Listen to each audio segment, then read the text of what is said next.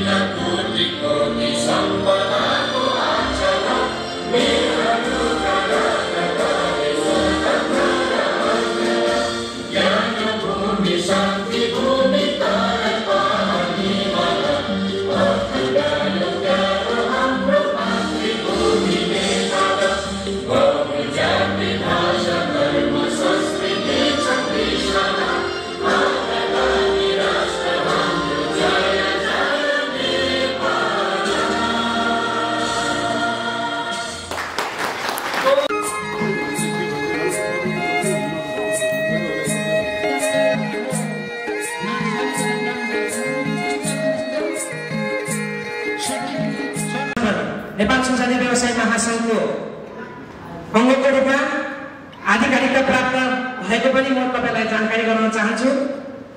हामी कागेश्वरी मनोरञ्जन संसदीय व्यवसाय संघले यस नगरभित्र भएका सम्पूर्ण व्यवसायीहरूलाई एकीकृत गरी व्यवसायिक एकता भइपरिआउँदा साथ सहयोग गरिरहेको पनि म हजुरहरूलाई जानकारी गराउन चाहन्छु। र आउँदो दिनमा अझ अपग्रेड भएर हामी हाम्रो नगरमा व्यवसायीहरूको हकितको लागि काम गर्नेछौँ भन्ने पनि म यहाँबाट हजुरहरूलाई मन गर्न चाहन्छु।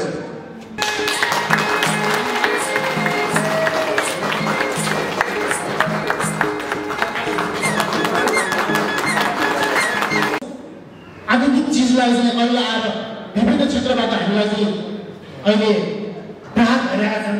त्यसको लागि चाहिँ हामी एक आपसमा अहिलेको सन्दर्भमा चाहिँ एक आपसमा हातेमालो गरेर हाम्रो व्यवसायलाई कसरी अगाडि बढाउन सक्छौँ भन्ने हामी अगाडि बढ्नुपर्ने आवश्यकता भएकोले अहिले आएर विभिन्न नियमहरू ल्याएका छन्। त्यस्ता नियमहरूलाई हाम्रो सिँचाइ व्यवसाय सङ्घलाई व्यवहार छ कि छैन यसको लागि हाम्रा अग्रज महानुभावहरू महासङ्घ हुनुहुन्छ। जस्तै अहिले गोएलको कुरा उठ्दैछ, यो गोएलमा हामीले के गर्ने कसो गर्ने उहाँहरू नै आफैले हामीलाई क्लियर गर्नु भएको छैन, मतलब सरकारको तर्फबाट। त्यही भएको यसलाई चाहिँ हामीले हुन्छ भने चाहिँ हाम्रो महासङ्घको अन्तर्गत महासङ्घको तर्फबाट चाहिँ यसलाई चाहिँ यसको दायराले अहिले हामीलाई 10 लाख राखेको छ, कमसेकम पनि 50 लाख होइन भने त्यसमा केही नेगोसिएट गरेर चाहिँ हामी त्यसलाई चाहिँ यसलाई चाहिँ 20-25 लाखसम्म गरेर चाहिँ गभर्मेन्टको प्रावधान चाहिँ चेन्ज गराउने गर्नुहुन्छ भन्ने मैले आशा गरेको छु। र जुन यो गर्नको लागि कुनै मार्गनिर्देशनहरू पनि र एउटा नीति निर्देशन पनि पालना गरेको छैन र दिन सकेको छैन।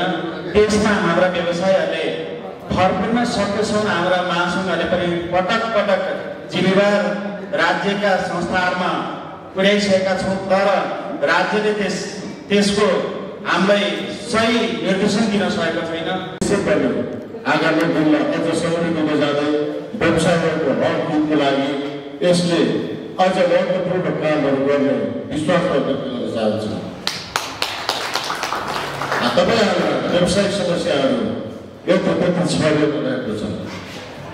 राज्यले झन्डै 25 अरब राजस्व हामीले प्रत्यक्ष अप्रत्यक्ष रूपमा बुझाउने यति ठुलो हामी व्यवसायहरूले राज्यलाई 25 अरब सम्मको झन्डै प्रत्यक्ष राज्यलाई राजस्व बुझाउन राज्यले हेर्ने दृष्टिकोण व्यवसाय मन्त्री नरहेको तपाईँहरूले चर्चाहरू छ। विभिन्न समयमा हाम्रो समस्याहरू राज्यलाई भन्दै गइरहेका हुन्छौँ। तपाईँहरूले झेल्नु परेका समस्याहरू ग्राहकसँग खरिद गर्ने सुनको आधिकारिक लेनदेन ल्याउन, ओसार पसारमा समस्या, सुनको आपूर्तिका समस्या, विभिन्न समयमा राज्यले ल्याउने नियमका समस्या र कर प्रणाली यति अव्यवस्थित अव्यावहारिक छ जो हामीले चुस्त रूपमा ती कर प्रणालीहरू हामी राख्न सकिरहेका छैनौँ।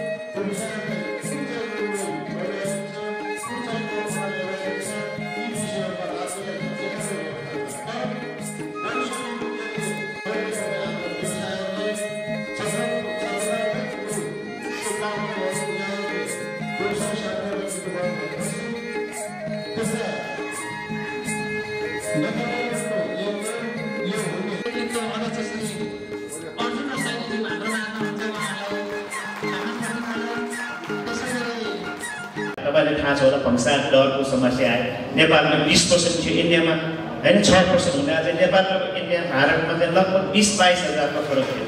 र हाम्रो आदरणीय अध्यक्षज्यूलाई हामी एउटा निरन्तर प्रयास गर्दा गर्दै होइन माननीय अर्थमन्त्रीज्यू, प्रधानमन्त्रीज्यू लगायत सबैलाई भेटघाट गरेपछि लगभग चाहिँ 4-5 महिनापछि त भंसार दर त घटेकै हो नि, 20बाट 10 भयो। यदि यो भंसार 10 नगरेको अहिलेको अवस्थामा सायद चाहिँ 2 लाखको हाराहारीमा पुगिसकेको होला, किनभने अहिले लगभग 1,75,000 हाराहारीमा छ। यसरी चाहिँ होइन विभिन्न विषयमा चाहिँ हामी समस्याहरू धेरै आउँछ। त्यसमा चाहिँ लागिँदै एउटा सिफारिसको कुरामा भयो, विगतमा धेरै समस्या आयो, विभिन्न मिडियाबाट पनि भयो, तर आखिरमा त महासङ्घले नै सिफारिस गरेको छैन अहिलेसम्म। अहिले पनि नयाँ कार्यविधि आउँछ, त्यसमा विभिन्न विषयहरू होइन त्यो सदस्यताको आधारबाट होस्, घर विलेको आधारबाट होस् र त्यो प्यान नम्बरको आधार, त्यो विभिन्न विषयलाई लिएर चाहिँ अहिले कार्यविधि आउँदैछ। यसमा चाहिँ वरिष्ठ अध्यक्षज्यूले प्रकाश पार्नु हुँदैन छ। मेरो विचारमा त हामीले कुनै पनि सङ्केत छैन। विश्वव्यापी रूपमा जुन एउटा वारको चाहिँ स्थिति छ, युक्रेन र रसियाको वारको विषयमा होइन, यो चाहिँ अब कमसेकम 1 महिनाको लागि स्थगन भयो भनेर चाहिँ आइरहेछ। तर त्यसलाई विश्वास गर्ने आधारहरू छैन। रसियाले वास्तविक रूपमा त्यसलाई मानिरहेको छैन र त्यसमा अब सँगसँगै बेलायत पनि जोडिएको भन्ने होइन न्युजहरू हामीले चाहिँ पक्कै पनि हामी सबैले चाहिँ सुनिरहेका छौँ। ड्रोन एट्याक लगाए कतै कतै यसले गर्दा अब तेस्रो विश्वयुद्धतर्फ चाहिँ धकेल्ने त होइन भने पनि त्यस्ता सङ्केतहरू पनि आएको हुनाले र त्यो भन्दा पनि विश्वव्यापी रूपमा जुन एउटा मन्दी छ, मन्दीले गर्दा विकसित देशहरूले पनि त्यो मन्दीबाट उम्कनको लागि बढीभन्दा बढी मुद्रा चाहिँ छापेर बजारमा चाहिँ दिने क्रम चाहिँ बढाएको छ। कति ठुला मान्छे रहेछ गोएबेलमा हामीले रजिस्टर गरिदिएपछि यो राज्य क्लियर हुने, ग्रे लिस्टबाट निक्लिने, त्यसैले हामी त पहिलो नागरिक रहेछौँ देशका भन्ने सोचेर पनि गोएबेलमा यहाँहरूले भरिदिनु होला, कुनै भ्रममा नपर्नु होला। त्यसले गर्दा तपाईँको अब निर्देशिका 12 वर्षदेखि उफ्रिरहेको छ। तर आजसम्म हाम्रो महासङ्घले अथवा हामीसँग रहेका अरू सहकारी गर्ने महासङ्घहरूको धेरै ठुलो प्रयास भएको हो, कामै नभएको हो। मन्त्री परिषदसम्म पनि पुगेर हस्ताक्षर भए तर पनि आउन सकेन। किन भन्दा कतिपय कुराहरू अब हामीले व्यवसाय गर्नै नसक्ने कुराहरू थिए त्यहाँ, कतिपय कुरा राज्यले पनि फेरि नमान्ने कुरा आयो, कतिपय टोलरेन्सका कुराहरू आयो। विशेष गरेर अब तपाईँहरू पनि बेला बेला छलफल गर्नुहोस् कि यो निर्देशिका हामीलाई यस्तो भयो भने व्यवसाय गर्न सकिन्छ भन्ने खालको निर्देशिका विषयको छलफल गरेर ती सुझावहरू तपाईँहरू पठाउँदै गर्नुहोस्। अहिले सुझाव सङ्कलन पनि सायद सुरु गर्नुभएको छ होला। अब यो हामी वार्षिक साधारण सभापछि यो कार्यविधि पनि आइसक्छ राष्ट्र ब्याङ्कको। त्यो कार्यविधि आइसकेपछि हामी निरन्तर निर्देशिकामा मात्रै फोकस भएर काम गर्ने गरी महासङ्घ अगाडि बढेको छ। आज हाम्रो यस कार्यसमिति बनाएर सुनचरी व्यवसाय सङ्घको तेस्रो वार्षिक सभाको खुल्ला सत्र हो। यसमा हामीले भन्नुपर्ने केही छैन।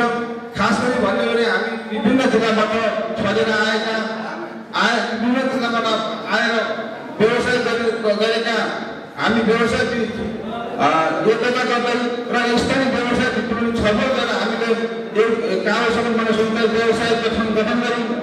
यहाँ विभिन्न प्रकारको समस्या थियो, धेरै समस्याहरू थियो। त्यसले गर्दाखेरि हामी विभिन्न रूपमा विभिन्न कार्यक्रममा दर्ता भएर व्यवसाय गर्दै हामी र यहाँ के छ भन्नुहोस्, हामीलाई सबभन्दा समस्या भनेको अघिमा सुरक्षाकर्मी भने जस्तै हामीलाई ठुलो ठाउँहरू थियो।